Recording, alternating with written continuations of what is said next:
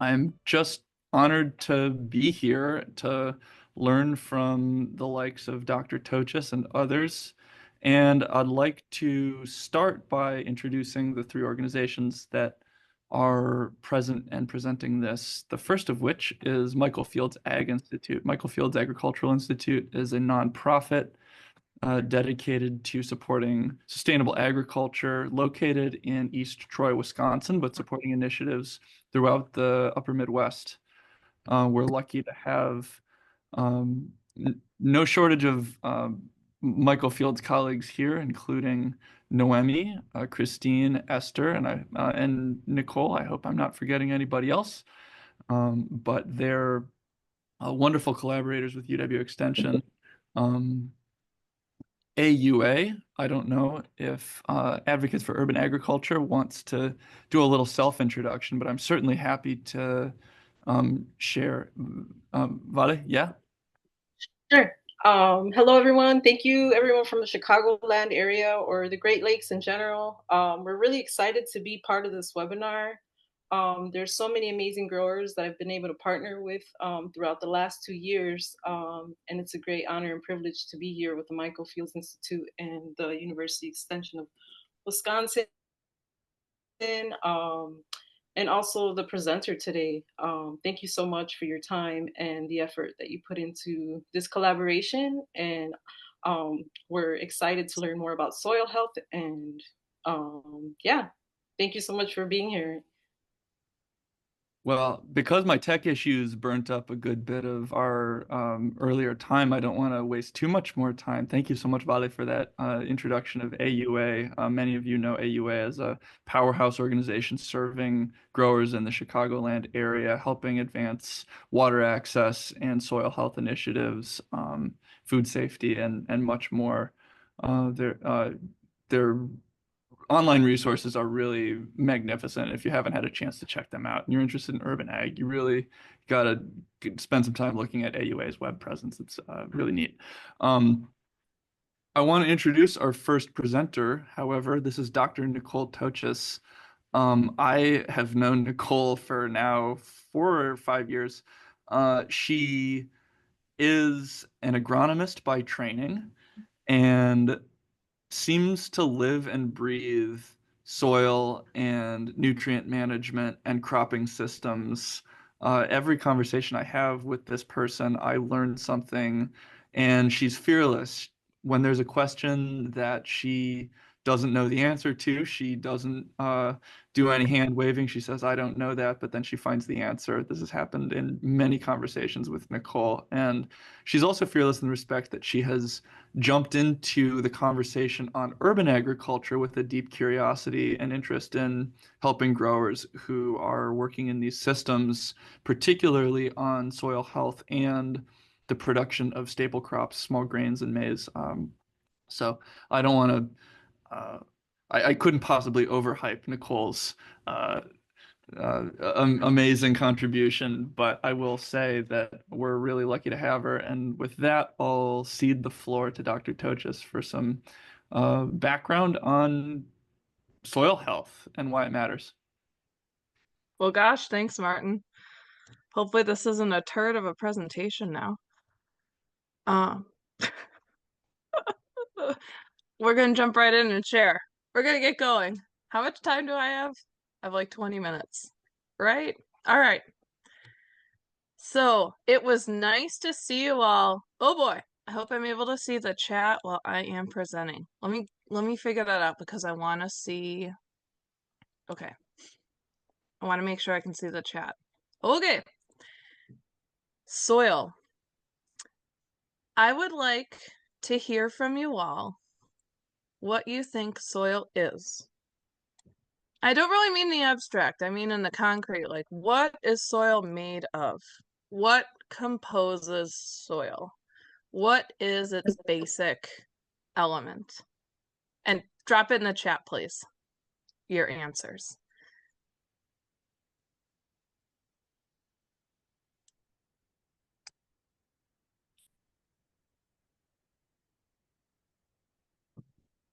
Nutrients.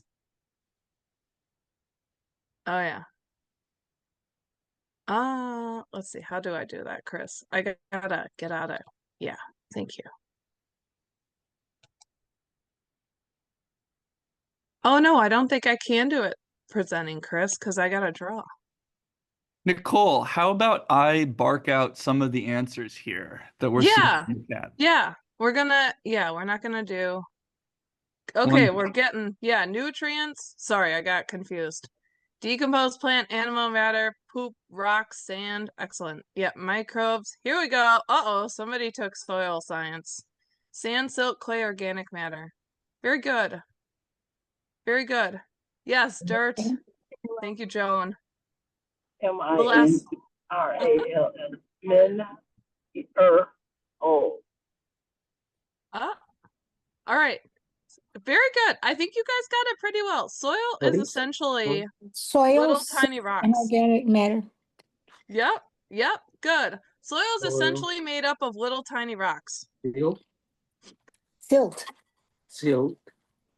Oh, sorry. All right, we're gonna keep this to the chat just because there are so many of us. I'm sorry. I would so love to hear everybody's voices, but we're gonna do this in person someday. So, soil is essentially made up of little tiny rocks.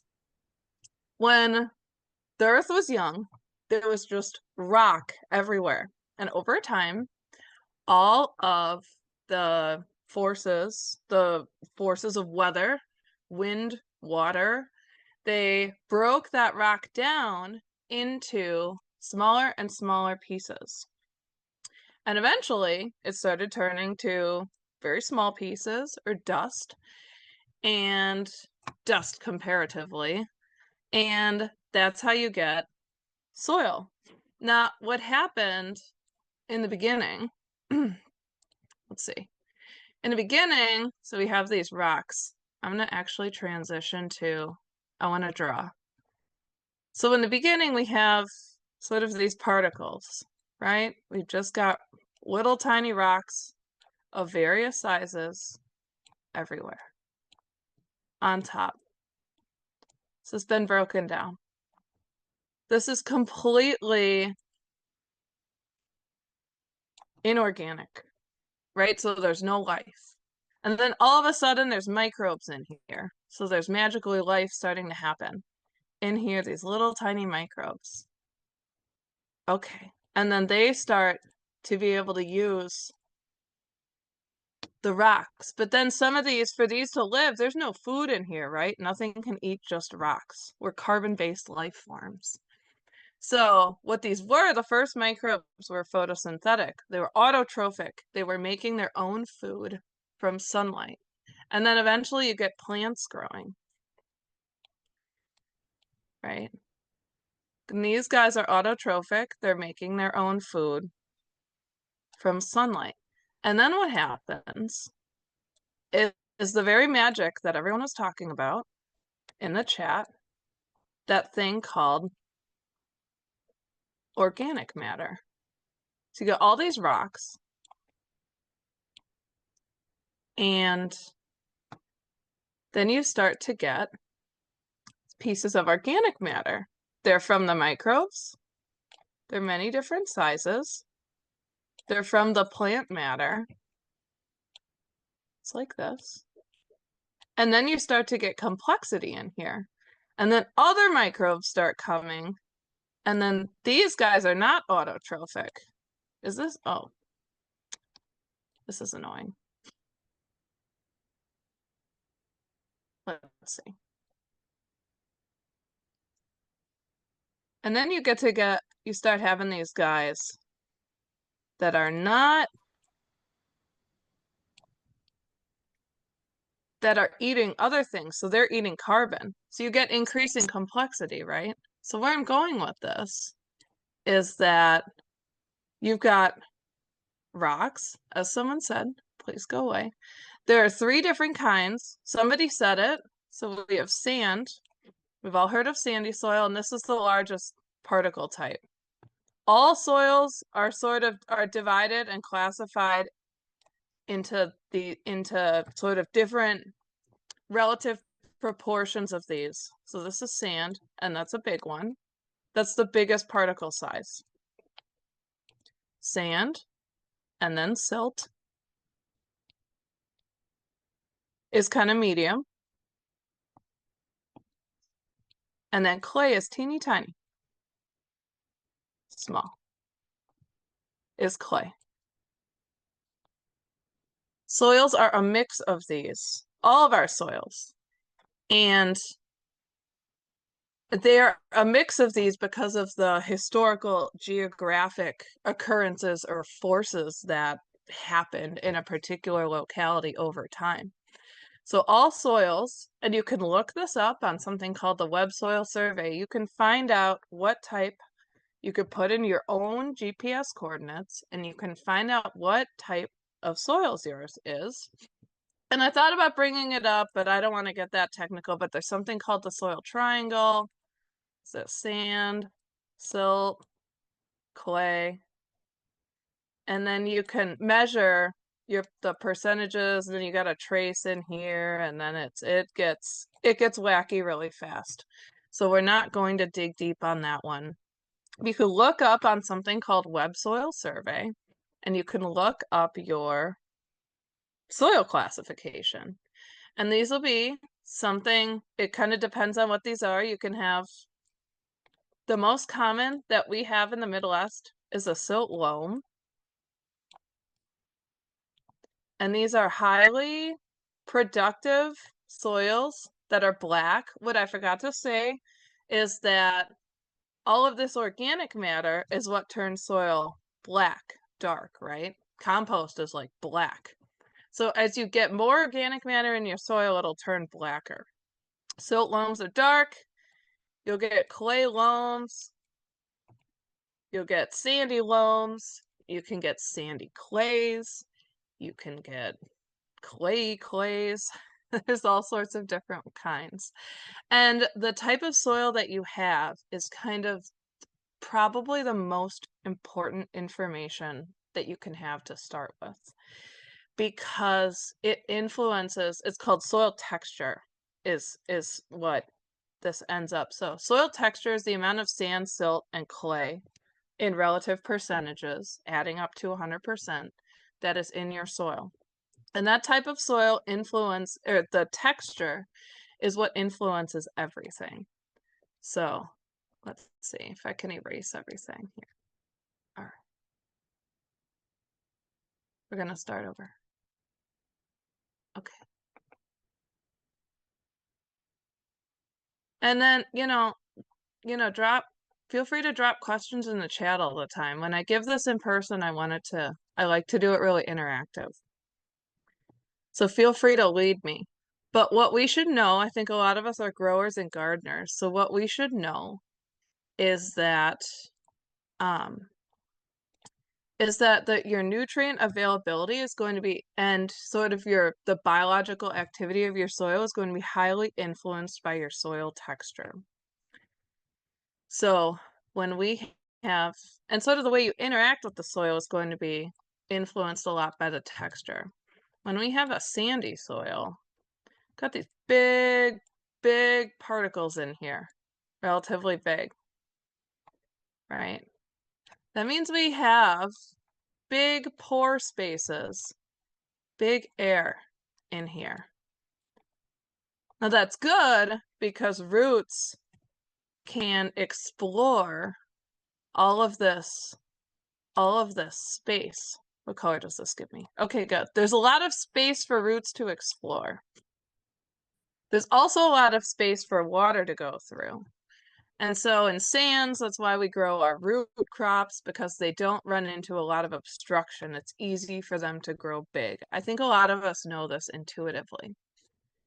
The problem is that sands lose a lot of water. Then they also lose a lot of nutrients too. So you'll have nitrogen is our most important macronutrient. So you have nitrogen in two forms in the soil. One is positively charged, NH4 plus. This is ammonium. And then you have nitrate. This is negatively charged like this. So nitrate is water soluble. because it has a negative charge.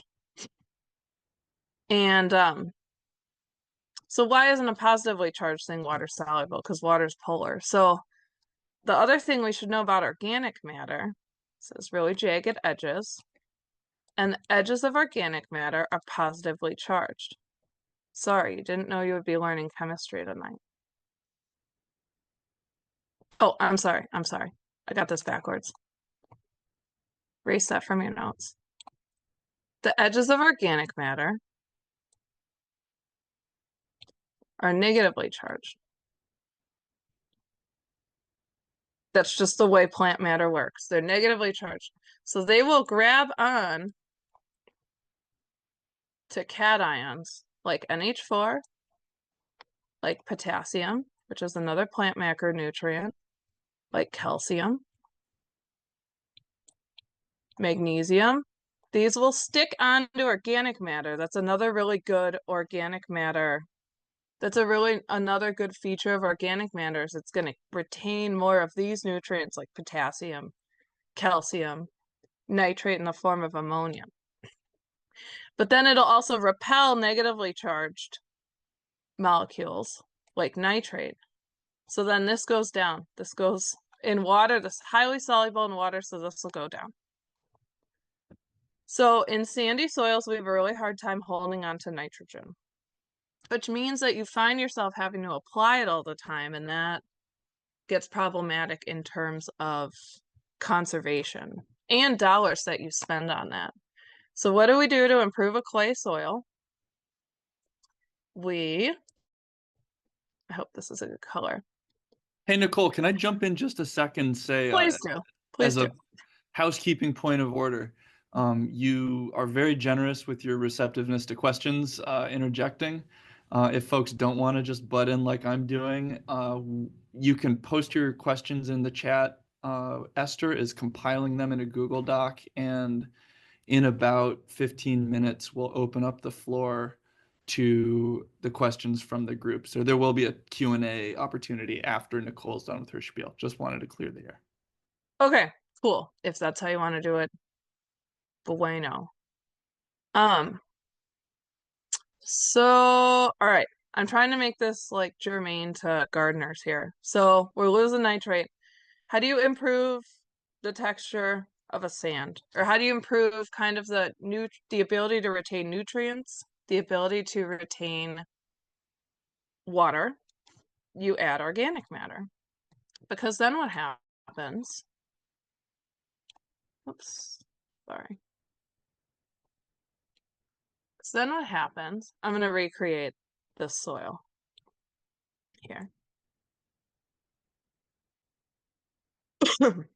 When you get organic matter, and the edges of organic matter are sticky.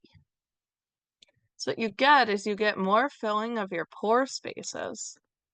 And you also get these little sticky glue-like particles in your soil that help stick these sand particles together. And that way, these will kind of help with water retention. Because look at this, you'll get water trapped in. This is kind of a closed pore. You get water trapped in here. Once you get water trapped, you also get nutrients trapped. So you want to add organic matter to a sandy soil, and that's why, because you kind of stick all your particles together and you glue it together. Yeah, Tim, I'll come back to that in a second. How do you add organic matter? It sounds like from the chat, a lot of you have intuition around this. You can add manure. You can add compost. A lot of manure is best when it's composted. A lot of those manures and compost, manures typically have more nitrogen than what just a plant-based compost will have. So you're introducing organic matter and nutrients by those.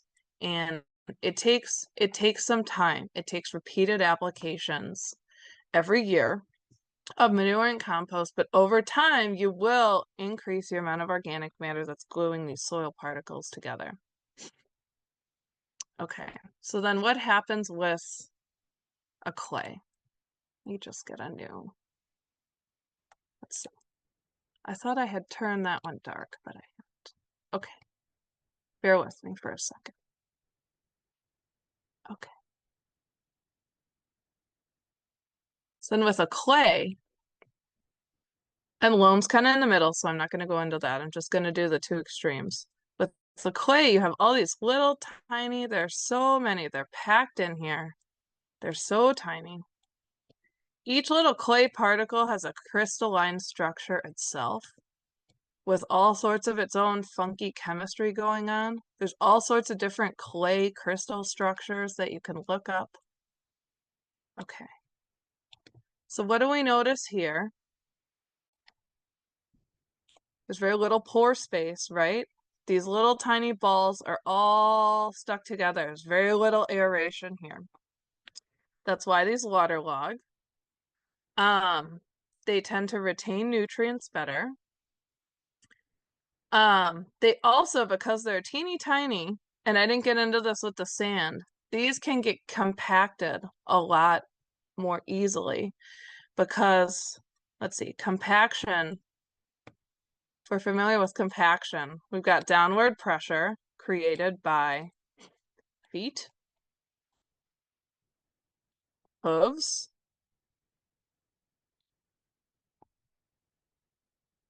or tillage, cold hard steel.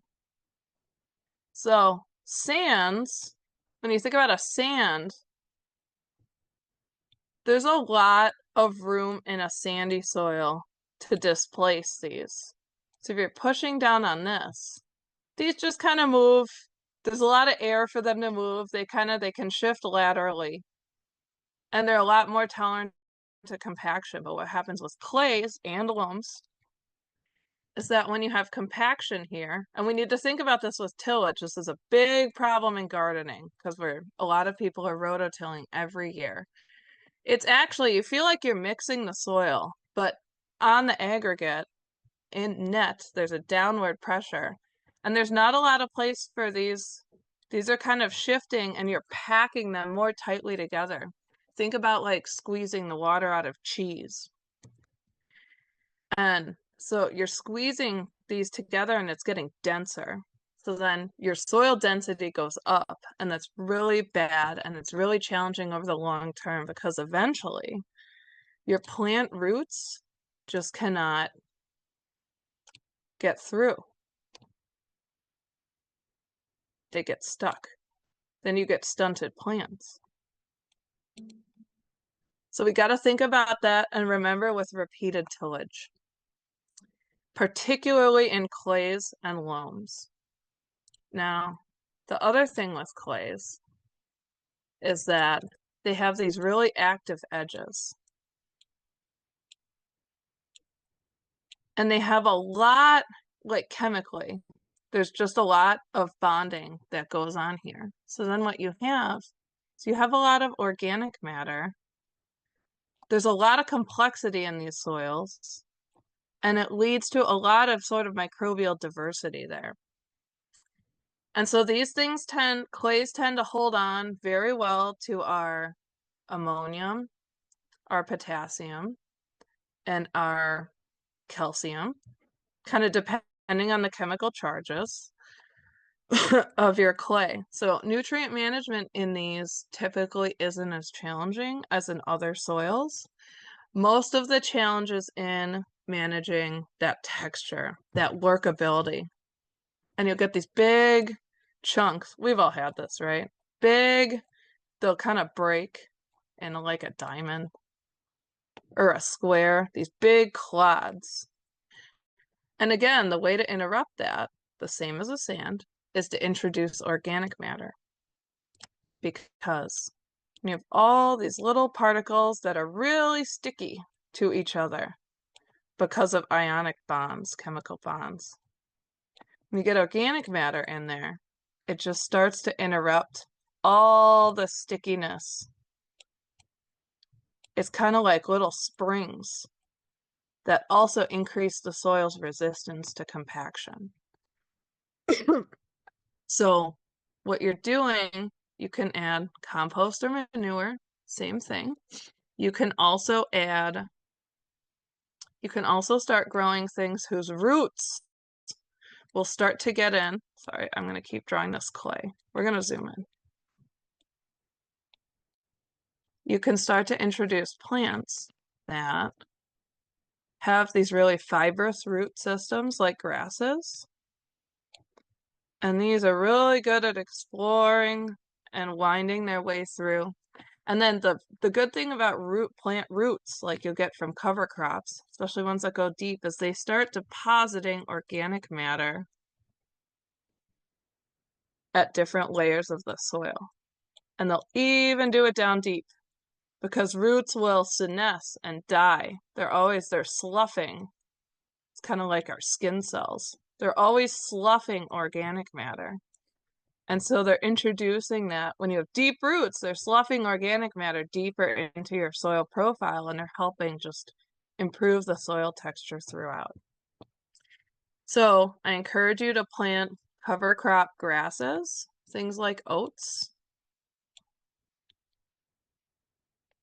can be planted in the spring prior. Oats are only a spring cover crop. Well, you can plant them in the fall after you harvest, and then they are not frost hardy, so they will winter kill, which is good because then you don't have to deal with them in the spring. So oats can be an option for planting in the fall after you're done. They germinate quite quickly. Right. You can broadcast them and just rake over the top. Rake soil lightly. You can kind of rake them in. They don't have to be completely covered. They germinate quite well. Another recommendation that I have is clovers, but these are perennial. So clovers are leguminous. They do quite well in our area of the country. So things like red, white clover, the seed for those is pretty ubiquitous. These are introducing nitrogen into the soil, and so those are going to be adding a nitrogen, but they also have pretty good root systems that are going to benefit soil structure. Clovers are perennial, so you're going to have to deal with them over time. But sometimes what I do, or what a lot of clover cover croppers do, is they'll sort of strip till, or they'll just take out certain sections. Again, I don't have too much time, so we're kind of jumping ahead from very rudimentary like fundamentals to the end point of application. And I know that our next webinar is going to go into this a little bit more, but we're talking about sort of soil management, what we can do to improve it. Oats, this is going to give you some nitrogen. A really productive stand of red clover can get you over 100 pounds of nitrogen per acre, which is a ton. That's for if you spend some time cover cropping, like if you take your garden out for a year and just mulch with clover, keep mowing it. So you can introduce quite a lot of N, and then you won't need to worry about adding additional fertilizer. These are some of the most common ones. What you'll see driving around right now that's getting terminated is rye. So winter rye. Rye is very winter hardy. You only plant it in the fall and then you terminate it ahead of spring. And it's really good and beneficial for soil structure. How are we doing with berseem clover? Should we jump to questions now or should I keep going? Nicole, you should keep going up to 6:45. You have another 10 minutes. Okay, great. Thank you. Good. Then I have time to go into microbes. Let's go into microbes. I'm getting distracted by these questions, but we'll come back to them, right? Or should we pause for Q&A now? You can go ahead and finish your presentation. I'm putting them all together, and then Martin will read out to you, and then you can respond. Okay. Okay, great. These are really good questions, so I'm excited for that part. Okay. I love participatory webinars, so I have or presentation, so I'm having a hard time here. What do you think about, I'd love to see, what do you all think about when you think about soil microbes? Can you drop some things in the thoughts in the chat? Nutrient cycling, good.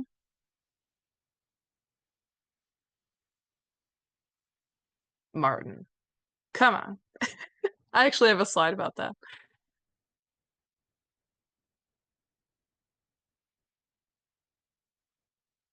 Nutrient cycling, respiration. Okay. I might click. Nicole, I have a question. They're being marketed as another input microbes. What does that mean for us as farmers? Right there. Mm-hmm. Oh, that's a really complex question. I'll come back to that. Comes with nitrogen. What are the best practices in foliage and mulch? Yeah, you want them. Okay, very good. All right. So I'll skip ahead and I'll actually use my slides here. So we're thinking, I talked a lot about soil organic matter being good. I'm gonna thank you for these thoughts, and we're gonna touch on all of these, what people are dropping in there. So I talked a lot about soil organic matter and it being good. These are the practices that we know build organic matter. So this is no-till, which is more of a concept that's important to bulk acreage, but I think as vegetable growers, it's more useful to think about reduced tillage, or even, and that when I say reduced tillage, I mean reduced in terms of the number of times that you till per year. So frequency, and that probably seems the most obvious, but we're also talking about depth and then also mixing. So inversion tillage is the most disruptive. That's what moldboard plows do. That's how they turned over and terminated the prairies in North America to start the massive agriculture industrial structure we now have today. But there's also kind of vertical tillage that mixes soil vertically. So something like a disc, a more intensive disc will do this. And then there's also lateral soil tillage that tends to just mix it horizontally. And a lot of tillage tools do both lateral and vertical mixing, so they'll be kind of angled, but they won't completely flip it over like you would do with a shovel. So you want to think about limiting the depth of your tillage and also limiting the amount of mixing that you do. You kind of want to minimize the amount of disturbance.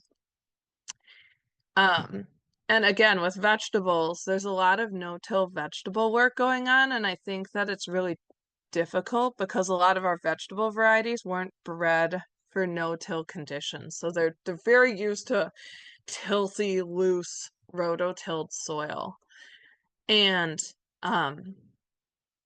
that's not to say that you shouldn't try it. You certainly can. But I know that I heard a grower a couple weeks ago talk about how they had gone all the way to no-till and then kind of settled in the middle at being happy with a reduced tillage regime. So you can think about rototillers are very, very disruptive. They're doing pulverization of your soil structure. I'm going to go back quick and talk about aggregates. So something called soil aggregates, AGG. You can get your soil tested for this, but it's not super common. Aggregates introduce structural diversity in your soil. So what these are, and what I drew before was overly simplistic. So a lot of soils, you'll have a big diversity of particle sizes. This, a really big one, bunch of really small ones. And again, sort of the relative mix of all those different particle sizes is what determines your soil structure. But what happens even within this, and like we're going in with our little pieces of organic matter, they're all mixed in, it's getting complex. Then even kind of if we zoom in on this, we end up with these things called soil aggregates. And they kind of look like this. I should have drawn this bigger. We're going to just zoom in. Picture us zooming in. There are different kinds of aggregates that scientists have made classifications of. There's large macro aggregates, there's small macro aggregates, and then there's micro aggregates. But what happens is in the middle here, you create a microenvironment. It's a microcosm. Even within, there are all these little microenvironments, microcosms within your soil. It's amazing to think about. Then when you are in here, you get soil microbes that occupy these little niches inside of this aggregate. And now this soil microbe, because they can't move very far, that microbe might never leave this little tiny part of the aggregate right here. So then you get this sort of community diversity in here, living within the aggregates that are different even from your bulk soil. And so this fosters just a lot of diversity, and a lot of nutrient cycling happens even within these microcosms. And then over time, it will leak out of these from water, and then it'll help feed your plants. And microorganisms are essential. So we've got a few different kinds. And now I'm running out of time, of course. So we've got mycorrhizal fungi. And these are symbiotes that live on the roots of plants. They're recruited by plants via chemical signals in the soil. And what they do is actually they extend your root system. So the plant feeds the mycorrhizal fungi carbon. These things want carbon, so they get plant sugars through the roots. But then they're out exploring the bulk soil. They're taking up especially phosphorus, but also water. And the plant is able to access that as well. So it's a symbiosis. I think that's probably one of the better known microorganisms. Not all plants have mycorrhizae. They all have different mycorrhizae.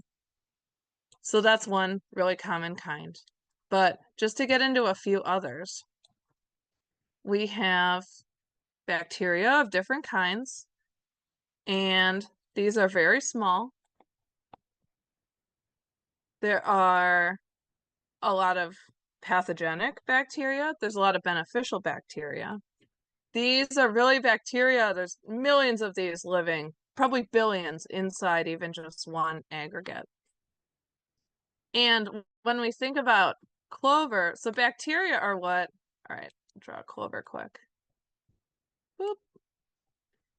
A lot of you probably know the bacteria live in the nodules on the roots. These are the rhizobia, and these are fixing atmospheric nitrogen. So our atmosphere is like 70-something% N2. So these bacteria, and it's very inert. Most biological life forms can't access that, but these rhizobia bacteria can, and they live in these plant nodules. They're taking that up. Okay, so some of us probably have heard this. Hey, Nicole. And yeah. If we can conclude this thought and then transition toward questions. Yeah. Thank you. So just because I think there's going to be a lot of questions about this, so I want to get it out of the way. So, but what else is really interesting about these is that I think the dominant paradigm is that, oh, great, so there's nitrogen in here, and then it just kind of leaks out of here, and then magically becomes available to another plant. Let's make it a Brussels sprout. This will be fun. So it's magically available to another plant, and then that can take up nitrogen and everything's happy. That's actually overly simplistic, and this is why microbes are important. So what you have to think about or remember is that microbes control virtually everything about nutrient availability in soil. So there's nitrogen here, maybe leaking out. It's taken up immediately by another microbe because they're better at taking this up than plants. So then these guys have nitrogen in their bodies Eventually they die. So sad. But then, and then other microbes eat them. And then some of that nitrogen becomes liberated, and phosphorus, and potassium. So an important point that I always like to make is that almost all of the nutrients you add to a soil, especially when they come in the form of organic matter, pass through microbes first before they become available to your plants. So just to tie this all together, this is why microbes are good, because the more microbes you have, the more they're keeping this in your soil, they're not letting it wash away. And then the more are dying and the more are eating each other, and then they're liberating some of these. So you want to create environments in your soil like this, aggregates that foster microbial growth and productivity. So Nicole, I have there's a question in the chat that might be a useful segue given some of this rich conversation on um, importance of microbes within nutrient availability to plants. There's a fascinating question acknowledging that urban water is often more than just water and that it's treated with chemicals, including chlorine and others. I think that may be the locus of Tim's question here. But does urban water damage soil bacteria? Is there a risk that chlorinated water could impair soil bacteria? Chlorinated, excessive chlorine in soils, because it's sorry, sometimes I just have to write things down. This is chlorine. It will actually start to break down soil structure, and you'll get to some of that really compacted. It's because of what chlorine does to chemical bonds in the soil. It'll make a really compacted, like clay soil. So I don't think that you would get to levels that are toxic to microbes because that would be pretty high. But over time, you could definitely damage your soil structure by excessive chlorine, just because of chemically what it does in soils. So it's probably something to keep an eye on. I guess I wouldn't know if the levels of chlorine are so high in urban systems that it does lead to degradation of soil structure. But what happens in really dry areas of the country is that you'll get where water is scarce, it tends to be higher in sodium and chloride, so the salts, because of the salts, and they're just not diluted enough because water is scarce. So in more desert-like arid areas, they have to grapple with this problem. I'd venture to say that the concentration in urban systems is high enough to cause this problem, but I don't actually know. That's a very good question. That's super interesting. We have another question in the chat, which I think is also somewhat relevant. This comes from Noemi, and she's interested in knowing, you mentioned lateral tillage as an option, like the use of a power harrow or another kind of harrow. Is that a less damaging form of tillage if we are in a system where we must use tillage? I think that's a really, really good question. I think that in general, from my experience, I guess I don't know exactly by theory, in general, lateral tillage is less damaging than anything that's gonna, so you have kind of different layers of soil as you go down. Anything that kind of flips this and mixes it like this, that's what's really bad. When you're just kind of mixing this way, that's not as bad, but I think the point of my sharing about the aggregates is any tillage you do, you want to bust up these aggregates to the least degree possible. And that's kind of, it's very, you won't know when you're doing it, but you will know over time because you'll just start to get, your soil will not be crumbly. As you start to get more of these macro aggregates, that kind of soil structure is what, that kind of structure in soil is what makes it tilty and crumbly, which is what we all desire. And I didn't quite get to it, but organic matter helps. Well, I think I did. It helps form these aggregates because it's sticky.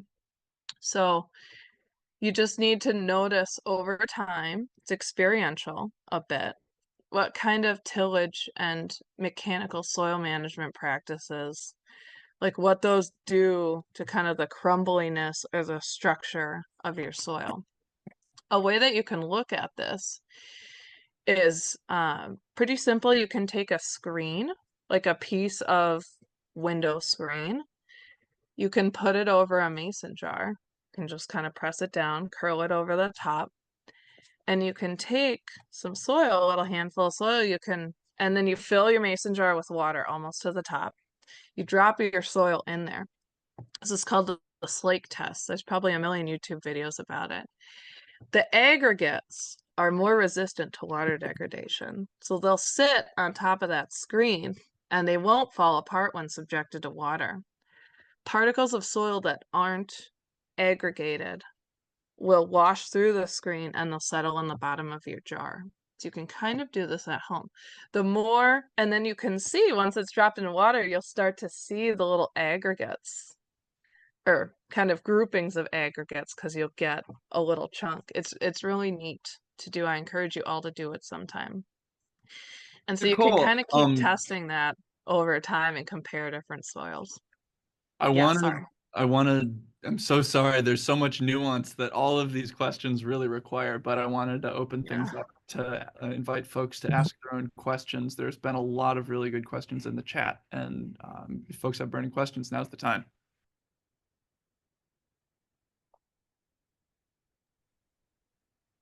Come on. Do you want to read through those questions one by one so she can answer? I would love to. Yeah, Yeah. That's an easy way to do this. Yeah, that's why it's there. That. Do you have the link? I sure do. So we had a great question. Just also B raise their hand. So great. B, yeah. After you. Yeah, my name is B. They them pronouns. Wanted to ask about cover crops, specifically when it comes to using nitrogen fixing plants as cover crops. Because I know sometimes I've heard that certain nitrogen fixing plants, for example, beans, you don't, in order to benefit from the rhizobia that's being created or something like that, you don't allow it to go to flower or something like that. Like you cut it at a certain point in their lifetime. Not sure. So I guess I'm trying to figure out like what's the best practice or progression when you want to use like nitrogen fixing plants as cover crops so that you can use it as foliage, but also as like the benefits of what's happening under the soil with the rhizobia. Yeah, what a fantastic question. Yes. Yes, that's correct. So you'll want to in general, the amount of nitrogen is maximized at flower. And actually there's a pretty strong relationship between the amount of biomass, so just plant size and weight. It's directly related to the amount of nitrogen that it contains and has fixed.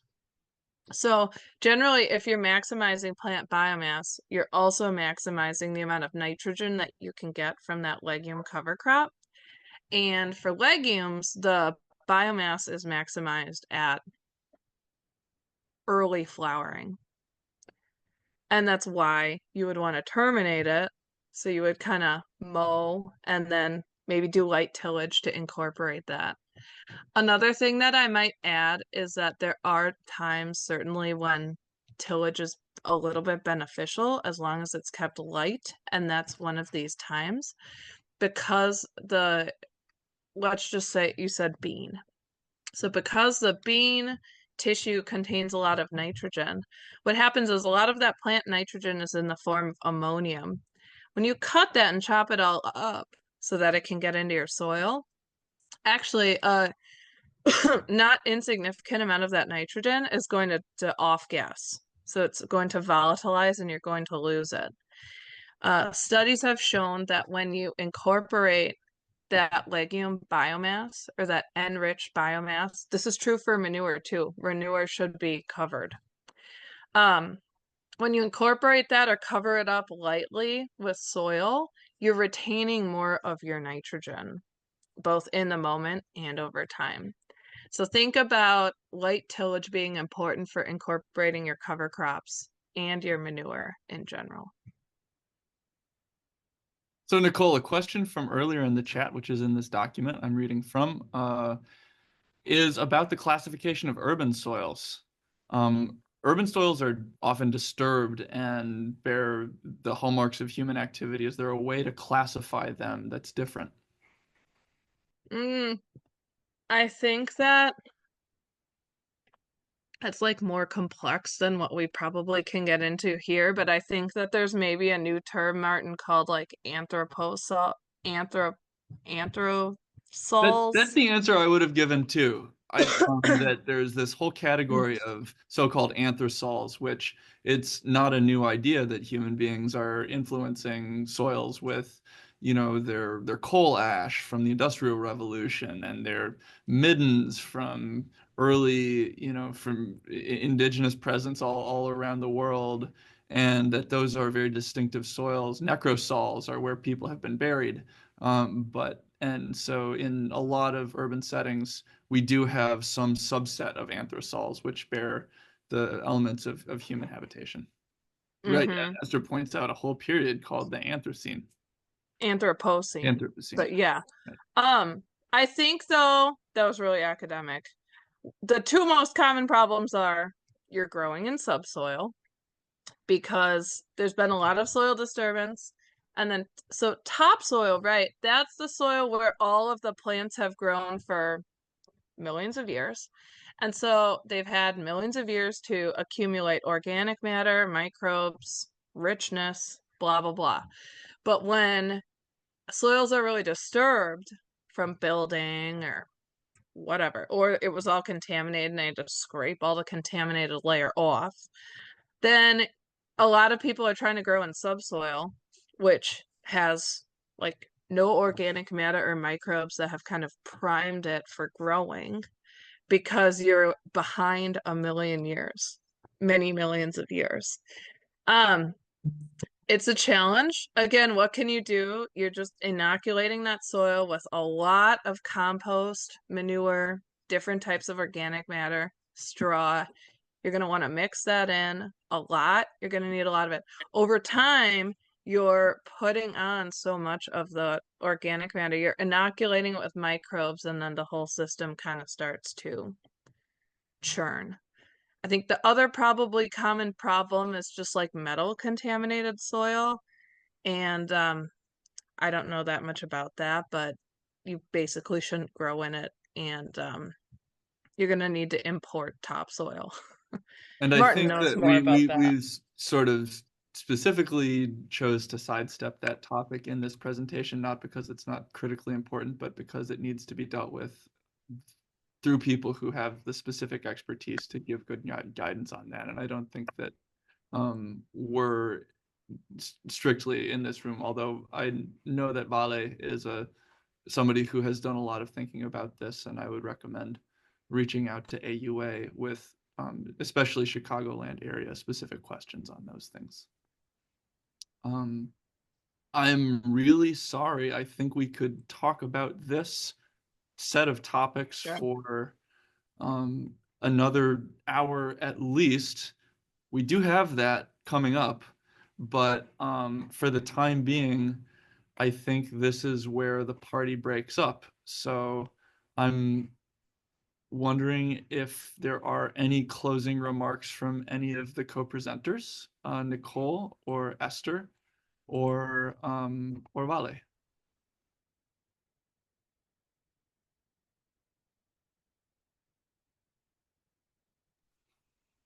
Thank you so much for the breakdown in how soils are mineralized and biologically decompose over time, and the difference in subsoils and raised bed systems. Often we critically think about how we can build our raised bed systems. So we will keep in mind the inoculants, the manure, and the composting, and other methods that we use locally. But this was a great breakdown of what's happening chemically in our soils. This is something that we do touch upon in some of our soil health workshops and educational training. So a lot of our AUA participants are familiar with soil texture, the soil triangle, and making their own soil assessments so that long term they're able to manage and track their own nutrient cycling. So this was very informational, and we are grateful to be part of this conversation and look forward to our next webinar. Speaking of which, that webinar is coming up on the 14th. Esther, you were about to jump in and share with us when that was going to be. Yeah, that was the same. Christine has put that in the chat probably. Please go ahead and register for the next part of the same series.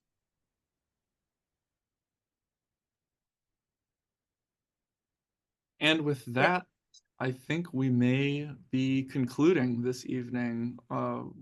World record for an extension affiliated webinar, only 3 minutes over time. Thank you all so much for your time and attention this evening.